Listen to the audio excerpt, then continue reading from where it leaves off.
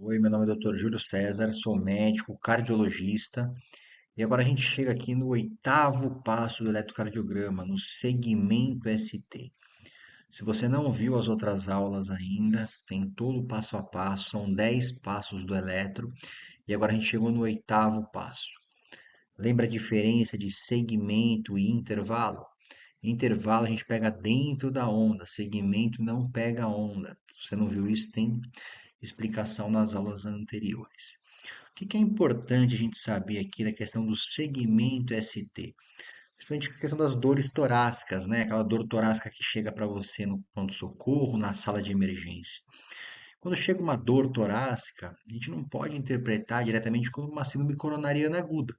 Existem outras causas de dor torácica e elas são importantes que você saiba diferenciá-las, porque muitas vezes a conduta, o tratamento é diferente.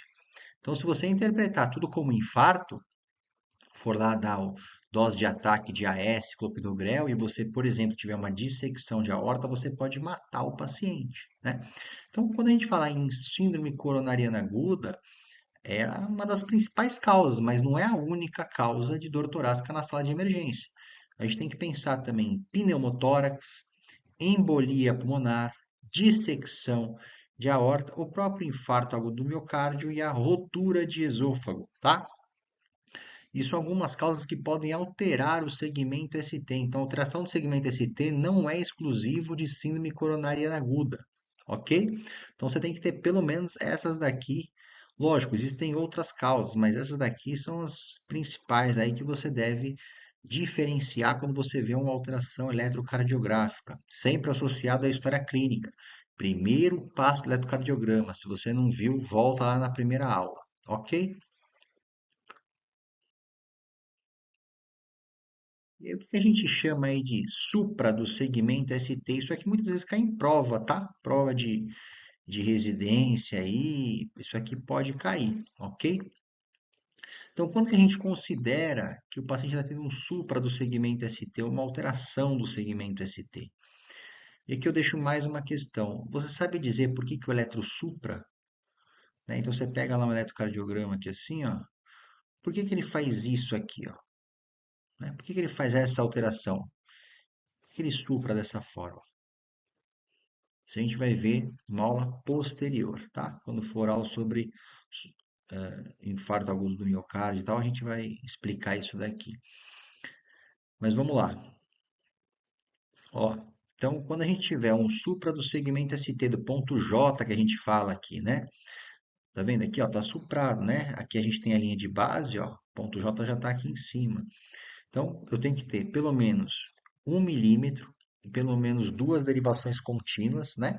Então, não adianta ter só, por exemplo, em V3, tem que ser V3 e V4, ou V5 e V6. Lógico, pode ter em V3, V4, V5, mas eu tenho que ter pelo menos duas derivações contínuas, né?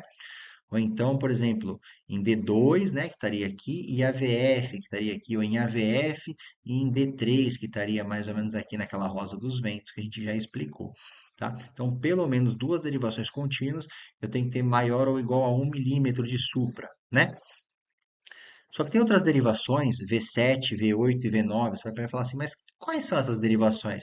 A gente continuar o eletrocardiograma, né? Então vamos tentar desenhar aqui. Vamos supor, a gente chegou aqui, ó, V5, né? V6, né? Mas você pode dar segmento, você pode ir posterior aqui, né? Dá para ver aí na imagem? Você pode ir posterior, aqui, fazer uma imagem posterior. Você pode ir seguindo, fazer outros pontos de vista do eletrocardiograma. Então, você pode ir seguindo aí pelas costas do paciente, né? Ou então, tem algumas situações, quando a gente suspeita aí, tá tendo um infarto de parede inferior, a gente suspeita que pode estar pegando uma coronária direita. Isso vai estar sendo explicado na aula de infarto, tá? Mas quando a gente suspeita que o paciente está tendo um infarto da coronária direita, a gente precisa fazer a derivação V3R e V4R. Ela é na mesma altura do V3 e do V4, porém você coloca do lado direito, né? Do lado direito do tórax, para ver se não pode estar infartando aí, pegando a coronária direita, porque tem condutas diferentes aqui também, tá? Aí no caso, 0,5 milímetro nessas derivações, tudo bem? Isso aqui é o que muitas vezes cai em prova, ó. uma particularidade aqui de V2 e V3, se for homem menor do que 40 anos, tem que ter pelo menos 2,5 mm, 2,5 quadradinhos de supra, tá? Se for um homem com 40 anos ou mais, pelo menos 2 milímetros. Se for mulher, na derivação V2 e V3, maior ou igual a 1,5 mm. Por isso que eu falei, homens e mulheres têm eletrocardiogramas diferentes. Primeiro passo do eletrocardiograma: identificação, nome, idade, sexo e quadro clínico. Então, isso é importante também para você não errar o diagnóstico, tudo bem? A gente chega aqui então, ó, segmento ST, tá vendo? Ó, ponto J aqui, ó. A gente está aqui no ponto J do eletrocardiograma e a gente vê aqui, ó, tá vendo? Ó, tá suprado, ó. Tem aqui, ó, um, dois, quase três aqui, não é isso? Ó, dois quadradinhos e um pouquinho aqui, suprados. Supra de segmento ST, associado a uma dor torácica, toda aquela história da dor torácica pensando em síndrome coronariana aguda, mas lembrar também das outras causas para a gente poder diferenciar o nosso diagnóstico. Tudo bem? Olha aqui a gente está tendo um infra do segmento ST, né? Ó, o segmento ST está infrado aqui, ó. Então, a gente tem aqui, ó, a linha de base com o infra de segmento ST aqui, ó, infra de segmento ST, tá? Quando a gente tem, pensando aí numa síndrome coronariana aguda, né? Olha só, a gente tem uma onda T hiperaguda, né? Uma onda T grande aqui, faz uma fase bem inicial do infarto. Aí, então, a gente começa a suprar o segmento ST, e aí foi o que eu falei, né? Aquela questão, por que que ele faz essa conformação assim aqui, né? Por que que a conformação é essa?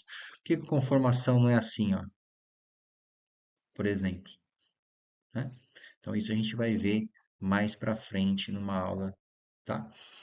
De semicoronariana aguda. E aí você começa a surgir a onda Q, que a gente chama de Q patológica, né? Ou seja, está começando a morrer o músculo cardíaco, né? Começando a se afastar daquela região ó, de deflexão negativa, onda Q patológica. Pode ser que já esteja sofrendo muito tempo o miocárdio e começa a morrer o músculo cardíaco, né? Posteriormente, a gente começa a ter uma alteração de repolarização, ó, a onda T começa a inverter aqui, e depois de um tempo, esse supra de segmento ST ele já vai reduzindo e o paciente pode evoluir aí com, por exemplo, essa onda Q aqui, né? Deixa eu, já risquei demais aqui, né? Não dá para ver direito.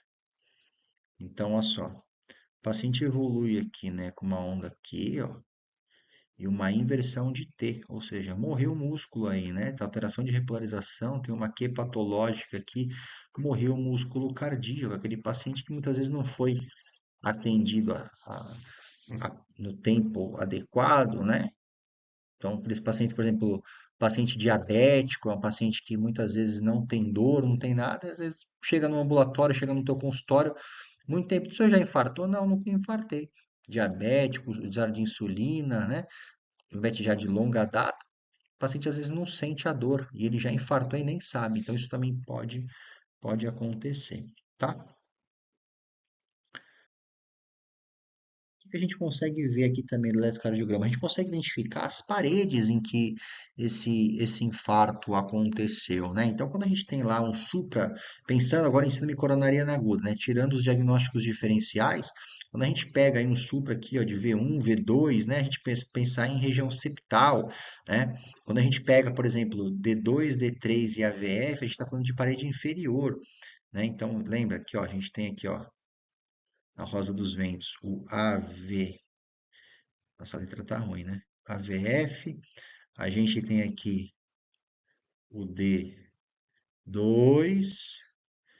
e aqui a gente tem o D3. Dá para entender, né?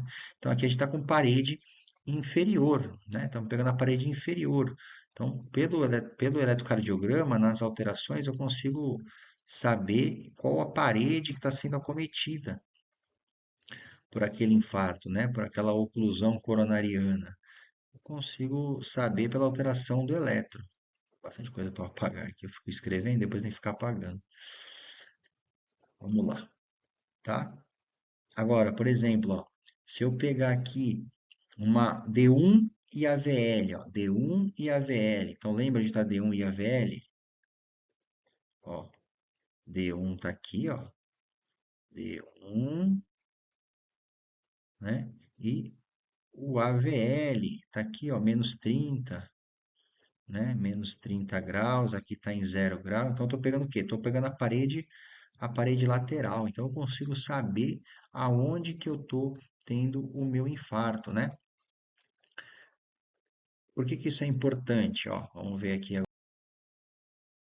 Então olha aqui, ó, nesse eletrocardiograma. A gente for ver esse eletrocardiograma, associar a história clínica sempre, quadro clínico sempre do paciente, mas o que chama a atenção aqui? A gente está tendo o supra, né? Vamos pensar que esse paciente chegou com uma dor torácica, em aperto, com irradiação para o membro superior esquerdo, há mais ou menos 2 horas, começou essa dor, sudorese, ele já é um paciente hipertenso de longa data, diabético, dislipidêmico, ele vem com essa história aí, né? Ele chega e faz esse eletrocardiograma. O que que chama a nossa atenção aqui? Você consegue ver alguma coisa aí? Olha aqui, ó. Tem um supra de segmento aqui, ó. Segmento ST aqui, ó, em D2, D3, aqui e AVF, ó, né? Ou seja, pegando parede inferior, pegando parede inferior. E olha o que chama a atenção aqui também. Ele está fazendo um infra aqui, ó, de AVL, por exemplo, ó, de D1, ó, né? A gente chama isso imagem espelho, vou explicar isso depois, né? Ó, tá infrando aqui também, ó, em V2, V3, V4, V5, né? Mas o que chama a atenção é essa parede inferior aqui, ó, D3, D2, D3 e o AVF, né? Por onde está pegando a parede inferior desse miocárdio, desse coração, né? E a gente consegue identificar as paredes. Olha esse outro exemplo aqui, né? Aonde que está sendo acometido aqui esse eletrocardiograma? Consegue identificar aí? Olha só, tem um supra aqui, ó, né, de D1 aqui, ó, começando a suprar aqui em D1 e em AVL, ó, a AVL já está bem mais suprado, né? Com imagem espelho aqui, ó, se está se aproximando de um local, está se afastando de algum outro local, tá? Isso, detalhes na aula de síndrome coronariana aguda, mas olha aqui, ó, D1 suprando, AVL suprando, onde que está isso? Ó, D1 suprando, AVL suprando e D1 suprando também. Estou pegando o quê? Parede lateral. Estou pegando a parede lateral aqui, ó, do coração, né? Então você consegue saber aonde que está sendo acometido vendo nas derivações. Então são alguns exemplos aí que a gente tem, tá? Ó, tá infrando aqui também, tá? Mas ele tá fazendo mais grave que isso aqui, ó. Tá suprando aqui, ó, supra de D1, supra de AVL, parede lateral, ok?